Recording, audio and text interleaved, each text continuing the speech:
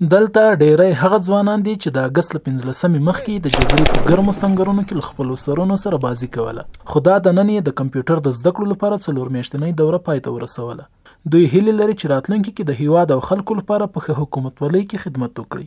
دلته راغلی یم مخکې تر فتوحاتو په سنګرو کې وو او بعد له فتوحاتو دلې رالو الحمدلله عصري زده کړې کولې او کمپیوټر مو زده کاوه.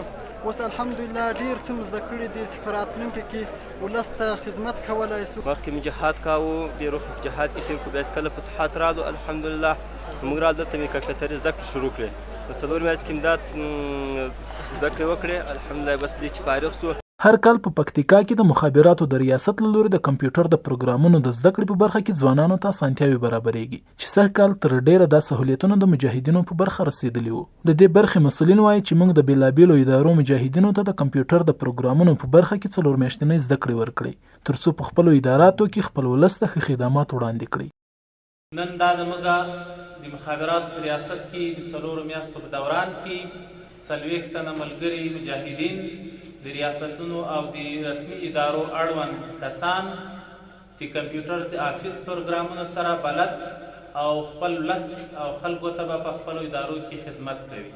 دیني علما هم د دیني زده کړو ترڅنګ عصري زده کړې د ژوند د بریا لوی راز ګڼي. دوی په رخ شویو مجاهدینو ته په خطاب کې ویل چې څنګه مو دښمن ته په جګړه کې ماتې ورکړې، همداسې د علم او عصري ټکنالوژۍ په برخه کې هم مغلوب کړئ. لکه څنګه چې موږ په سنګرونو کې غازیان قهرمانان ول، فدایان مو قهرمانان ول، د ټولې نړۍ کفارو ته یې ماتې ورکړه، هغه ټکنالوژي یې ماته کړه. نن هغه ځوانان هغه د نړۍ په سطحه باندې ټکنالوژي بیا زده کوي.